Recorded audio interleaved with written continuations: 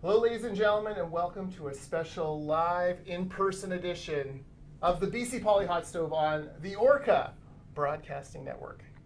Here, live and in person, and not wearing the Princess Leia headphones. Exactly. This is our first live in person, so the whole rhythm will be off because we don't have the Skype delay to sort of buffer your reasonable commentary and my wild ranting and raving about BC politics. And today might be vice versa. We'll see. Oh, there you go. So I'm Jordan Bateman. I'm Director of Communications at the Independent Contractors and Businesses Association. Folks, it's been a long couple of days.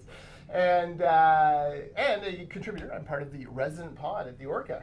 Joined as always by? My name is McLean Kay. I'm the editor-in-chief of the Orca. And before we talk about the news of the day, and we're going to talk extensively about that, I want to talk about why I'm here in Vancouver. It's a beautiful thing. Last night, the Orca was proud to be a media sponsor of the ICBA's dinner with one Brett Favre. I'm pretty sure it was just a way for McLean to get in and see Brett Favre. Yeah, more or less. But anyways, yes, we appreciate your support. 43rd annual ICBA AGM Gala Dinner. Last year we had Peyton Manning. This year we continued our quarterback series with a far superior quarterback. Don't let anyone tell you otherwise. Brett Lorenzo Favre. I may have marked out a few dozen times during the day, but You were like a little boy. yes. Now I feel badly though because the timing for you, frankly, news-wise, could not be worse. You have a piece up on the orca.ca right now. Yesterday was wild, unique, historic, terrifying. All those things in the ledge. I've been in the legislature in one form or another since 2010. And before that, as you may know, I spent some time in Parliament Hill in Ottawa.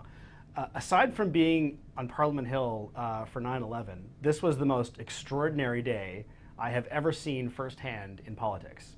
More than the day Christie lost in the House? I would say so. Wow. I would say so. Well, I mean, we knew that was coming. Yeah, that's true. And there's the famous moment of Christie walking through the House surrounded by all the political staff applauding. That didn't just happen. That was, people were told to be there. It just didn't happen to No. appear in the So, I mean, hallways. as remarkable and as extraordinary as that day was, when you know it's happening, this was a complete surprise. Yeah. And So maybe give a recap for those who were busy like me basking in the gentle greatness of Brett Favre. the headline is that the two most senior nonpartisan officials of the legislature, who are the clerk of the House, Craig James, and the sergeant-at-arms, Gary Lenz, have been placed on immediate administrative leave, which is effectively a suspension, forbidden from being on the grounds of the legislature and accessing anything to do with the legislature. That includes their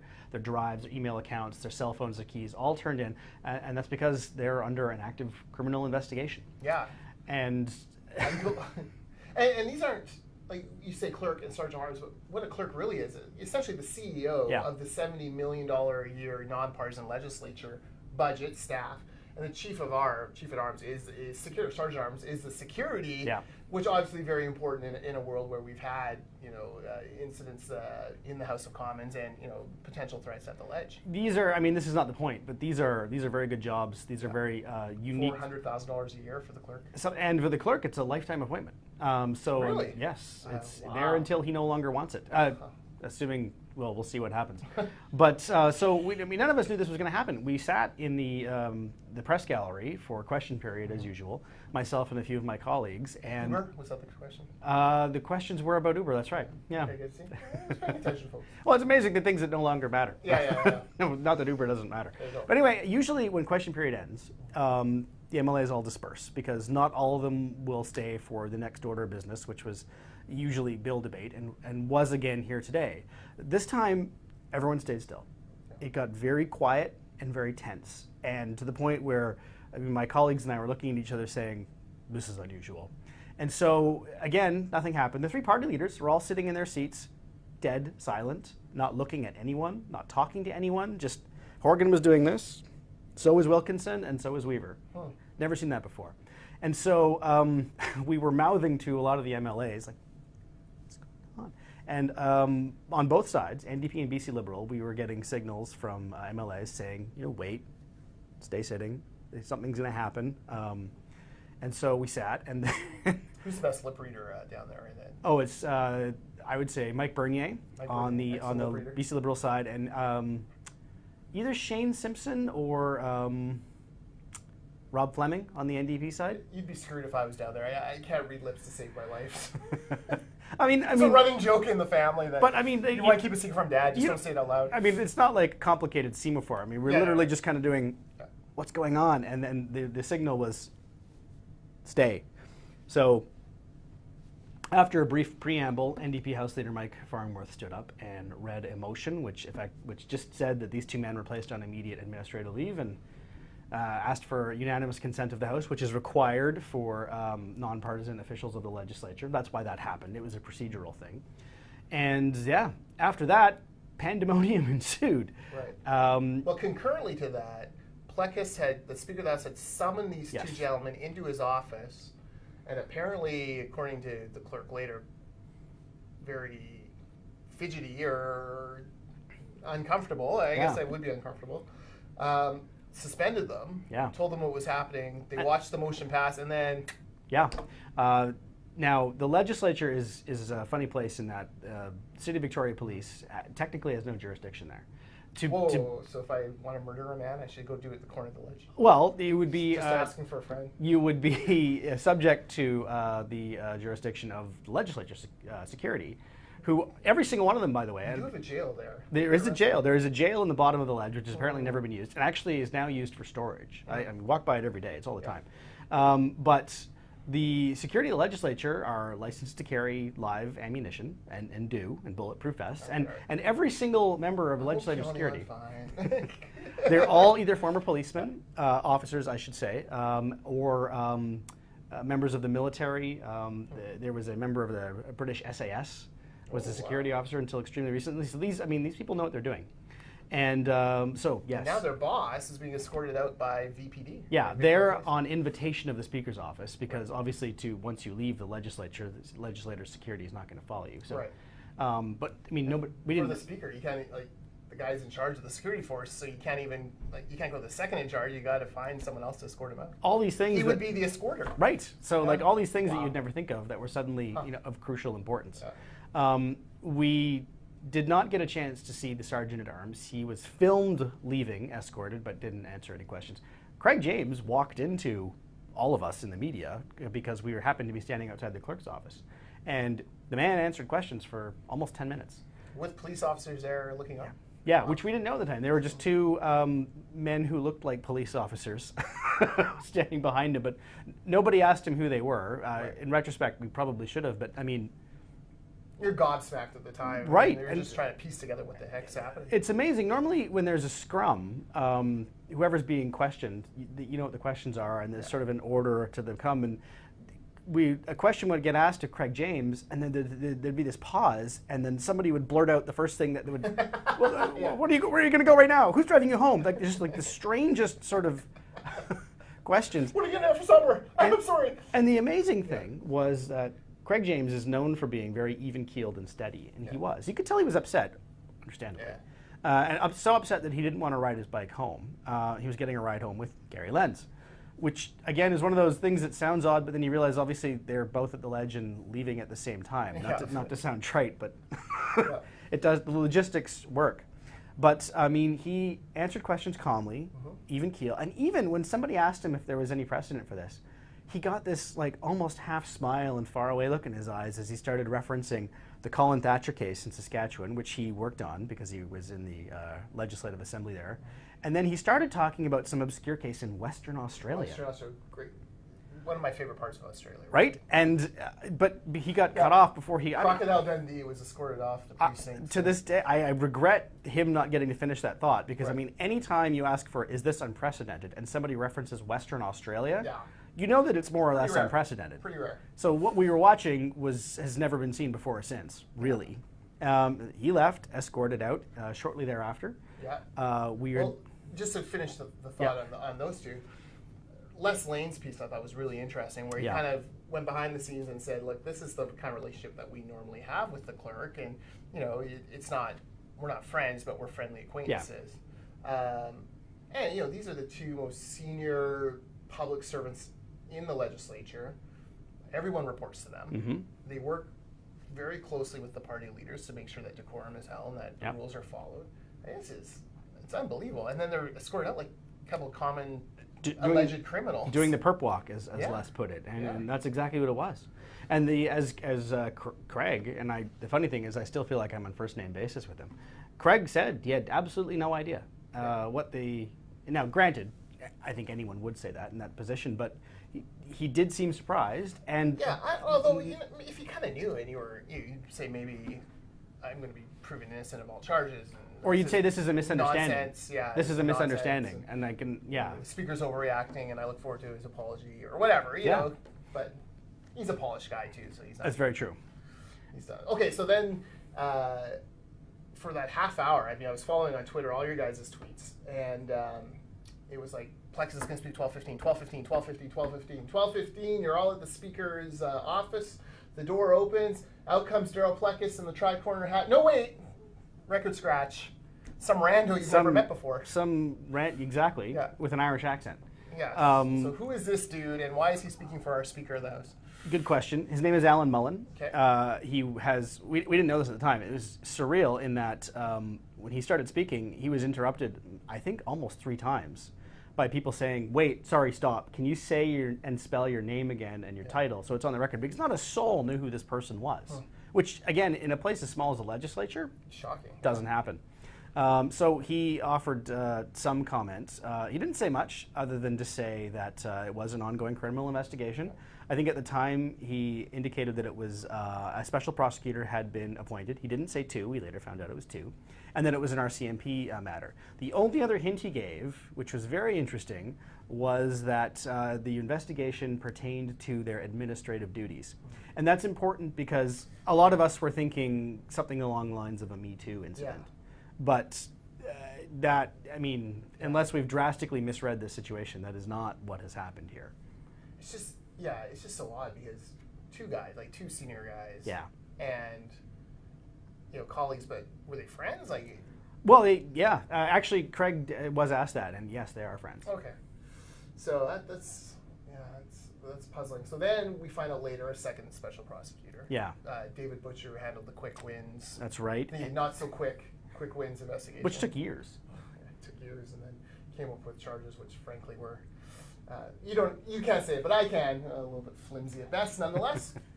He said it. Yeah, I can say that. Nonetheless, you look as a taxpayer advocate, I'm not into spending millions of dollars for, crimes for less than $5,000. It's a bit much. Nonetheless, that's a whole other podcast. He digresses. I digress. So we find out. So this Mullen guy is working for Plekis, and now it's starting to come. He started a few months ago. In January, he was hired. In January. So we are in November. Yeah. Now this is 11 months, 10.5 months, and none of you have seen this guy. Not once. Literally not once. And of course, he works for the Speaker, so we can't even FOIP his contract. No. Apparently, he appears on staff lists if you know where to look in the Legislature site, which is fine. I mean, that's. Yeah. But no, not a soul had heard of this person before. And what has since happened today is apparently, while I've been here in Vancouver, he met with media and said that he was hired in January, specifically because the Speaker, Daryl Plekis, had concerns about these 2 men, Craig James and Gary Lenz, and this man, Mr. Mullen, is kind of the point person on this. Which again, I mean... First of all, shame on you, Daryl Plekis, for not coming out and talking to the media directly and introducing this guy. That was odd. That is bullcrap. It's a cowardly act. And, get out there. You're the one pushing this forward. You should be the one out there. At the very least, introducing and saying, this person's going to speak on my behalf on this issue because of legal reasons. But hiding in your office while this guy goes out, come on. It's hard. At the time, we were trying to... Yeah, I don't blame the press scour. You guys are scrambling to figure out what's going on. But as Speaker of the House, you should be out there talking about, at least introduce this guy. So I'm trying to do the timeline here. So elections May 2017. Yes. Christie leads the BC Liberals in the House. There's the awful clone speech. There's the fall of the government in late May or June? Late June. It was in June. Right, because it took a while to get sworn in and ballots to be counted. That's right. And then by July, we had a new government. July 17th was the transition date. That's right, July 17th. And then but they didn't sit until the fall. So that's right. We didn't know about, did we know about the Speaker then? Yeah, I guess did they have to go into the House briefly in the summer to legitimize? And I think so. That's right. That's ringing a bell. Amazing how long ago that feels now. Yeah, it's like, this is great fodder for Zussman and Shaw's next book, A Matter of Confidence, too, maybe, allegedly. Copyright. Jordan No, that's fine. Just thank me in the liner notes, boys. That's all I ask. Maybe put me in the index. That would be great. They just have a fake page reference. I'm fine with that. So I'm just doing so. By the time the ledge really starts sitting and the speakers are dated, it's October. Yep. And by January, he's identified something so egregious. He brings in a special advisor that he doesn't tell anyone about. No. And then we wait until October 1st was another date that was referenced? October 1st was the day that these two special prosecutors were appointed. But they were requested on September 28th. Okay. But they were appointed and presumably have been working since October 1st, which is, 60 days ago now. Right. It's so, there's a lot of questions here. Right. And your colleagues must be... Well, you don't even know where to begin, where to ask, because the BC Prosecution Service has already issued a very short statement saying no, nothing more will come. The RCMP, the exact same thing. I gather today Attorney General David Eby, whose authority ultimately the RCMP would fall under, has said, and I have to admit, rightly, it's an ongoing criminal investigation. Anything I say would be prejudicial. He's right about that. So that's fair. That said, people who could and will need to speak eventually would include the Speaker of the House. If what Craig James said is true, and that he and Gary Lenz were not only escorted out of the building, but were not told why. Yeah. There's a fairness principle there you just wonder about.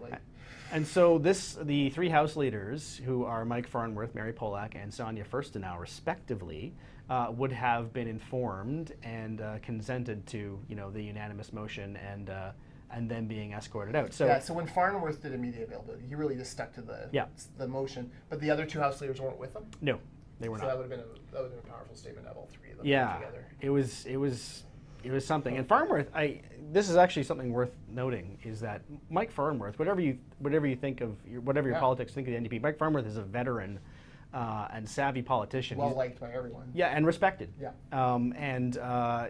He is a commanding presence in the House. He's very good in question period. And the point I'm trying to make is this man is a professional. Yeah. And when he rose to make the statement, the man's hands were shaking. He was not his usual self. He looked... this is the guy who spars in question period on both sides for and very well. More than a decade, Very well. And he did not want to be there. And I don't want there to be any implication there. You're not saying he didn't want to do it or didn't think it was necessary. Or that he was scared or anything like that. It was like the moment was big and he knew it was big. I'm not reading into his reasons for being shaken other than, oh my God. Yeah. And he wasn't quite that nervous when he briefly met with media afterwards, but he was quiet and he was very I think the word in your story was circumspect. He was. That's the word I was just searching for. He was very circumspect. And he was asked a couple times to even read the motion back, and he just said, go back and read Hansard. He did not want to be doing that scrum. No. Now, again, I wouldn't blame him. But to see that from him, who is the most veteran presence the NDP government has, was jarring. Huh. So... what happens next, you guys? The funny thing about this story is usually when there's a political story, it's like a sweater and there's one thread you're pulling. So there seems to be like 7 or 8 threads that you're all going to be tugging on, trying to figure out. Well, it's how this unravels. Well, and there's a lot to look at. Victoria's a small town. Rumors are going to abound. Yeah, and I can tell you unofficially they already are. But there are people who know things, and I think this is what I wrote today in the Orca, is that they'll start talking, and stuff's going to start leaking out. And it's not supposed to, but it will. It's inevitable. It's inevitable with these two being so high profile. There was an audit a few years back of the legislature spending account. So I was at the Taxpayers Federation. It was essentially the idea was you would never run your business. If you ran your business, you'd fire everyone in charge. And it was... there were shady dealings, not shady in the case of corruption, but shady dealings that, they were hidden in the shade, literally in the shade. You couldn't get to them. The legislature has some way to go in transparency. That was years ago. And we're not talking about, and even, one of the cases... And it was never linked to anyone individually. No. Well, and there was a story with Craig James where he had gone to a Commonwealth convention, I think in Kenya. Right. Was that the one with Linda Reid and so. Raj Chauhan? Which, I mean, you can roll your eyes about a convention in Kenya, but it was a Commonwealth convention, and he's an official of the Commonwealth. I mean, at least there is a plausible reason. And again, roll your eyes as you may, even if that were a criminal thing to do, this is not a kind of... You went with the speaker that was approved it. And it's not so complex that you would require not one, but two special prosecutors, which is almost unheard of. I know they're investigating one each, but that doesn't make sense if the allegations are linked. So apparently we're going to find out later today which branch of the RCMP is conducting the investigation. Commercial crimes or proceeds of crime, something like that. So we'll know a lot more when that happens. But still, for them to be either this has to have two very different aspects to this investigation. So something like proceeds of crime and organized crime, or anything else the RCMP investigates, or it is so big and so complicated and intricate that the number of people that will need to be interviewed, the number of resources that will have to be brought to bear, requires two professional special prosecutors. And that is one of those contemplating the size of the universe moments where you feel very small indeed. Yeah. Yeah, and we don't want to overreact to this, but just a couple of years ago, there was the health worker firings. Yep. Which prompted a lot of review of HR policies within the legislature, within ministries. So, it's not like they're operating under a 50-year-old system of HR to deal with these things. It's pretty recently modernized, and it certainly would be in the mind of the speaker and others. It kind of, at this point, we're just guessing. But it does, the fact that we know it has to do specifically with their jobs and that it requires two special prosecutors is... I mean, the word is almost humbling. Something's happened. The RCMP suspects something big. Yeah. Wow. Well, it will be interesting to watch unfold. We would like to watch it unfold more quickly than we probably will. Vaughn Palmer wrote a piece in this morning's Vancouver Sun, sort of throwing cold water on the prospect that we're going to get answers anytime soon. Yeah. You mentioned quick wins. That took how many years? 4? And that wasn't as complicated as this. We're talking, we only have 3 sitting days left after today, so everyone's going to disappear. Yeah, including the speaker. And presumably Mr. Mullen. Yes. None of us even know where he's based. Is he based in Victoria? Is he based in Abbotsford, where Darryl Plecas is from? It's we just don't know. That's weird. That's really weird. Speakers don't have unlimited budgets. I mean, they run pretty tight ships. Now, I do wonder, because this one is an independent, if maybe there's extra resources that have been allocated to them. It's just not something that we've looked into. Yeah. And I mean, these are fair questions, and I'm sure somebody... And the person allocating the resources was probably Craig James. Yep, that's true. So Craig James allocates the resources to help the speaker, and the speaker uses it to get a guy who is now the front man for dumping Craig James out on the street. It's funny, you mentioned, you were joking off the top about... I gotta love Victoria. Right? Christy Clark called it a cesspool, and Premier Clark, you were right. Christy was right. The whole thing is a mess. Forget it. Pox on everyone's house. Let's just let the island secede with the Vancouver Island Succession Party. We're going to start over here. The VIP party. The best acronym in politics. Vancouver Island, what is it? The Vancouver Island Party. That's it. The VIP. The VIP. You VIPs, go take Victoria with you. We're going to reconstitute. Meet me in Fort Langley. That's where our new capital is going to be. You were joking off the top about a sequel to Rob and Richard's book. Yeah, I know. And this could be. They have joked about it too, I can tell you, saying, it'll be tough to come up with something to follow that. Because, I mean, the events of last summer were also historic. Yeah. But this, this is worthy of a sequel. I had no idea Shaw and Zussman had so much power to make things magically happen. I see at 2 o'clock today on Global, they were promoting on Twitter that, Keith Baldry was going to give us top 5 BC Poly scandals of all time. Oh, yeah. So you got to figure Bingo Gate. You got to figure the Clark raid, the Ledge Clark. raid. Yeah, yes. The BC Rail Ledge raid's got to be on there. Those 2. You could actually tie in. Didn't one of those guys come through Bill Thielman's ceiling allegedly? Yep. And then there's the drunk driving in Hawaii. Drunk driving, yeah. And that's the Maui Wowie. But this is very unfortunate. This is on that level. Yeah. This is on that level. Yeah. And look, it comes down one of two things going to happen. They're going to be cleared, in which case, oh my God, taxpayers are going to be on the hook for a major settlement. Which is not impossible, because some of those cases you mentioned, the people involved were cleared. Yeah. Glenn Clark works for Jim Pattison. He's, you read. Now, the conflict of commissioner found Glenn Clark. Not the word isn't guilty, but Yeah, I can't remember. In conflict. He was cleared in court. But yes, he's not guilty of criminal. He was never charged. And so you have that, or it pans out and there is something there, Yeah. where there's smoke, there's fire, in which case, devastating for people who put a lot of trust in these two guys to run, to run our government, essentially. Not the decision-making part, but the mechanics you need so that people can make the policies that affect us every day, unless you're waiting for Uber, which will never come and therefore never affect us every day. And it's ironic and frankly a little sad that this has happened, well, at all. But while we're having this debate about our political system, and then whether we stick with first past the post or are forced to, kicking and screaming, go into some form of proportional representation, whatever happens, the legislature will require Stop the bus, I want to get off. nonpartisan officials like Craig James and Gary Lenz, no matter what. Yeah. And so undermining the basic confidence that the Legislative Assembly can and is functioning, not just competently but legally, it's a tragic thing to happen at any time. Who's carrying the mace today? I need to know. But for it to happen during this debate we're having about the whole political system is just it's obscene. And it sounds like the motion was hatched on Monday the 19th. November 19th is Douglas Day.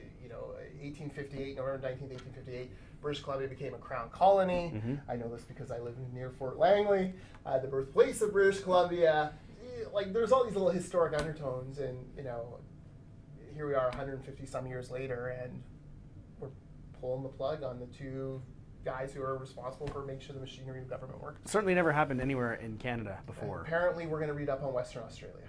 I haven't had a chance to Google that. I can only guess. No one has. Everyone's too busy. Right? I mean, and the thing is, it's so, this could have happened in the 20s. Yeah. For all, Craig James would know. Right. And more to Cosmos. Now, this didn't even happen on his watch. Right? So I mean, if it seems like we're speechless, we are. This is the kind of thing that, again, tongues are going to be wagging, and the rumors, unfortunately, are already percolating. I've heard things that I would not repeat here because it's not appropriate. But it's unproven. Well, exactly. And this is again, not to be trite, but it's worth underscoring. This is a criminal investigation. Mm-hmm. This is not bending some rules. This is serious. Yeah. All right. Well, we will stay tuned for that. Anything else we should? Man, I saw Andrew Scheer last night. He was at the ICBA. I met him briefly. I had not met him before. How tall Scheer is? He is a very big man. So I'm 6'3". Scheer's taller than I am. I am not 6'3". No, that's true. But I'm not even 6'3" meters.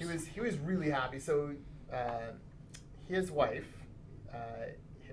or his brother-in-law, so his wife's sister is married to John Ryan, the former Green Bay Packer and Seattle Seahawk punter. A very good one. And a former CFLer, I believe. The Winnipeg Blue Bombers. That's right. And we'll have to get your Grey Cup pick.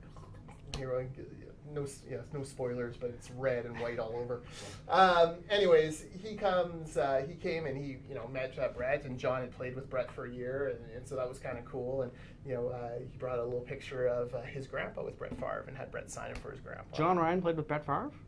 It's apparently so. I actually didn't know that. But apparently they knew each other, so there you go. Well, fair enough. So that happened, and then Andrew Wilkinson was there as well. We saw Jazz Johal, Rich Coleman was there, John Rustad, Mary Polak. We saw Doug McCallum. I was going to call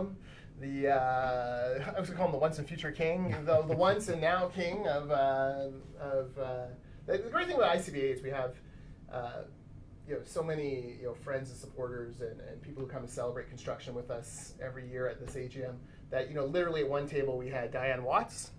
The next table over was Doug McCallum. Who are not always... No, but there were no fisticuffs. There were no dirty looks.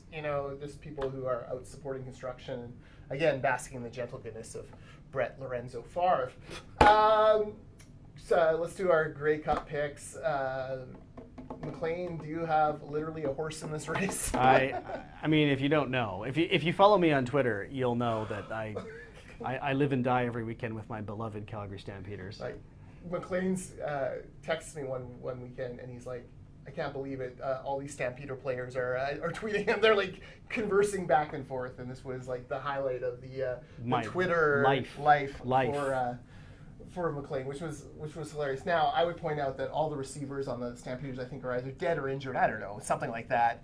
It's the latter. The seventh string. It's literally the entire starting receiving core is out, and it's not good. But they still have the best defense the league has seen in a couple years, and the best quarterback, give or take Mike Riley, in the CFL. So I mean.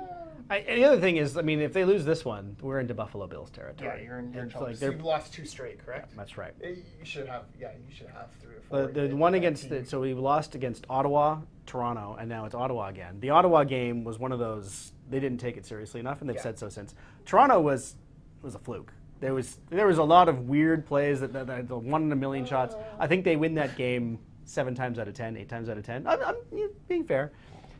But this game, I'm nervous because Ottawa's playing lights out right now, and our Calgary seems to snatch defeat from the jaws of victory. Well, that has been the recent history, but not on Sunday. But not on Sunday. Any predictions on the score? Oh man, no! It'll be much more low scoring than you think. I'm gonna go, and it'll be close. Where is the game? It's in Edmonton. Oh God, it's freezing. Mm-hmm. Cold weather football, These poor people.